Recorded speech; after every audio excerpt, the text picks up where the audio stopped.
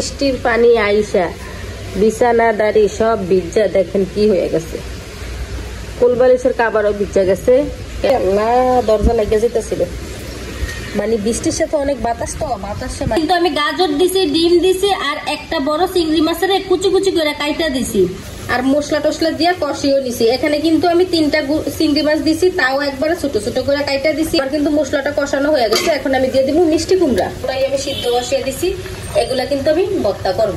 পাঙ্গাস মাছ দিয়া পটল দিয়া রান্না করছি, কত সুন্দর দেখা যাইতেছে। আমি কিন্তু এগুলা তেলে ভাজা নিছি, পেঁয়াজ রসুন সহকারে।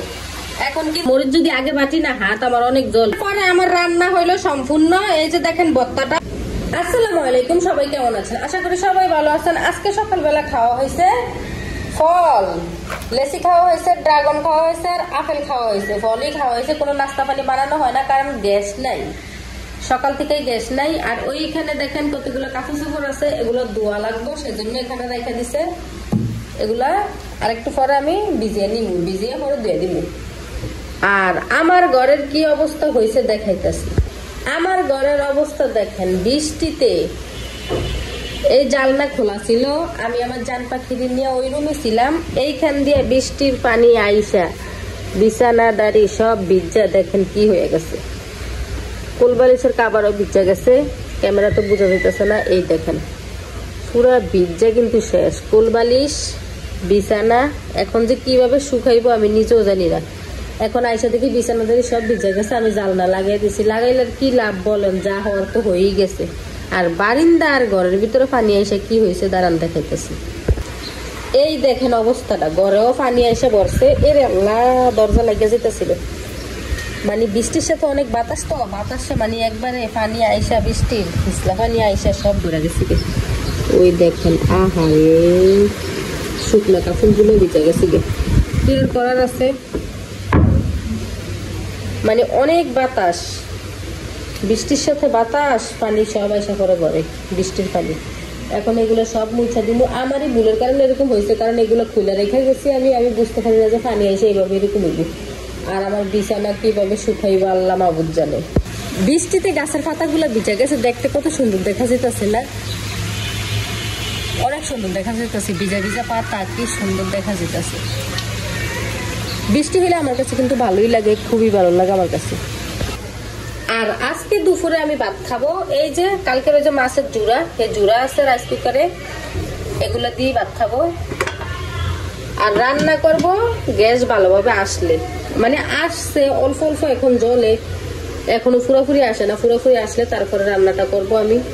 আর সব সময় আমি বিকালবেলায় রান্না করি বেশিরভাগ, মাঝে মধ্যে দুপুর টাইমে রান্না করি, তাছাড়া বিকালবেলায় রান্না করি বেশিরভাগ। আর আমার জান পাখি ওইদিকে ঘুমাচ্ছে, খুব আরাম করে ঘুমাইতেছে।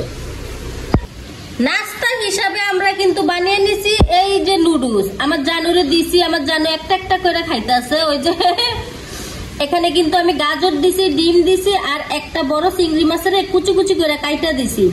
গাজরটা দেখা যায় না কেন জানেন? এই যে লাল লাল একটু একটু, এগুলো কিন্তু গাজর। এই গাজরটা কিন্তু ব্লান্ডার করে আমার ফ্রিজে ছিল, ওইখান থেকেই আমি দিছি গাজরটা, সেজন্য দেখা যাইতেছে না ঠিকভাবে। আর একটা চিংড়ি মাছ দিছি, দিয়ে এই নুডলসটা বানাইছি। আমার জানু খাবে আর আমি খাবো। আমারটা কিন্তু আছে রান্নাঘরে, আর রান্নাঘরে চলছে রান্না বাড়ার আয়োজন।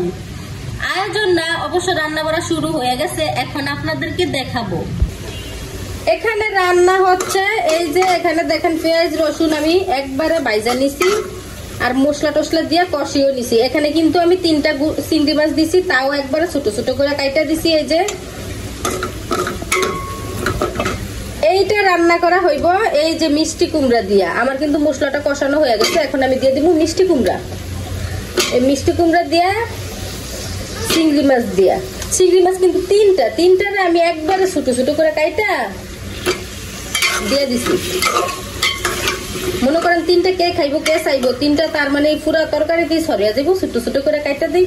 ভালো করছি না বুদ্ধিটা? আর এইখানে আছে দেখেন পটলের সিলগা আর মিষ্টি কুমড়ার সিলগা। পটলের সিলগাও ভর্তা খাওয়া যায়, মিষ্টি কুমড়ার সিলগাও ভর্তা খাওয়া যায়, দুটোটাই ভর্তা খাওয়া যায়। তাইলে ফালামু কেন? দুটোটাই আমি সিদ্ধ বসিয়ে দিছি, এগুলা কিন্তু আমি ভর্তা করব। আর এই যে এখানে আছে মাছ ভাজা আর পটল ভাজা। এই পটল ভাজা কিন্তু আমি এই মাছ দিয়ে রান্না করা হইব, পটল দিয়া। আজকের রান্না বাড়া হবে এগুলা। আর মিষ্টি কুমড়াটা আমি ডাইকা দিছি, এটা কষক আর এইখান দিয়া এগুলা হোক। আর আমি আমার নাস্তাটা খাইয়া নেই। এই যে আমার নাস্তা নুডলস। জান পাখি কিন্তু এটা খাইবো না, ও একটা একটা করে এবার আর কি একটা একটা করে কি আর খাইবো, ওটা আমারই খাওয়াই দিতে হইব পরে। এখন আমারটা আমি আগে খাইয়া নেই। এই দিক দিয়ে আমার মিষ্টি কুমড়া এই দেখেন কত পানি উঠে গেছে গে। এই পানিটা আমি একবারে শুকনো শুকনো করে নিব কইরা, তারপরে অল্প জল দিব, একবারে অল্প জল দিব। যেহেতু আমি তরকারি তো বেশি জল রাখবো না, অল্প রাখবো, জলটাও আমি অল্প দিব। আর মিষ্টি কুমড়া কিন্তু খুব তাড়াতাড়ি সিদ্ধ হয়ে যায়। এখন আমি আমার জান পাখিরে খাওয়াইয়া দিয়ে আসি, কারণ আমার খাওয়াটা শেষ হয়ে গেছে। এখন আমার জান পাখিরে খাওয়াই দিতে হইব। রান্নাটা কিন্তু আমার হয়ে গেল। এই যে দেখেন পাঙ্গাস মাছ দিয়া পটল দিয়া রান্না করছি, কত সুন্দর দেখা যাইতেছে। আর এখানে হচ্ছে মিষ্টি কুমড়া চিংড়ি মাছ দিয়া, ওই যে চিংড়ি মাছ কাইটা ছোট ছোট করে দিছি। একটা চাকাও কিন্তু ভাঙে না মিষ্টি কুমড়া, দেখছেন কত সুন্দর আস্তে আস্তে আছে। তরকারিটা অনেক মজাদার হয়েছে, কারণ আমি কিন্তু ভাত খাইছি এখান থেকে তরকারি নিয়ে। আর এই যে পটলের সিলগা গুলা আর মিষ্টি কুমড়া সিলগা আমি কিন্তু এগুলো তেলে ভাজা নিছি পেঁয়াজ রসুন সহকারে। এখন কিন্তু এগুলো আমি ভর্তা করব। আর বাইরে কিন্তু খুব জোরে বৃষ্টি হইতেছে, সাথে কিন্তু অনেক বাতাসও আছে, মনে হইতেছে তুফান হইতেছে বাইরে।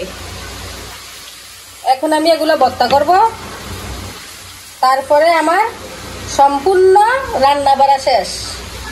এখনো তো এটা বাকি আছে, বলেন এটা করা ভর্তা করা হইলে সম্পূর্ণ শেষ হবে।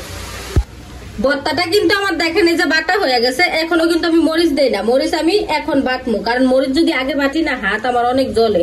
জানি না কেন আমি মরিচ কাটতেও পারি না, মানে কাঁচা মরিচ কাটতেও পারি না, হাত জ্বলে। আবার মরিচ বাটতেও পারি না, সেই জন্য আমি আগে মরিচটা বাটি না, ভর্তাটা আগে বাইটা পরে মরিচটা বাইটা সাথে মিশিয়ে দিই ভর্তার। এখন আমি মরিচটা বাইটা আমার ভর্তাটা আমি সম্পূর্ণ করব। মরিচটা কিন্তু বাইটা নিছি, ভর্তাটাও কিন্তু আমার হয়ে গেছে গিয়া।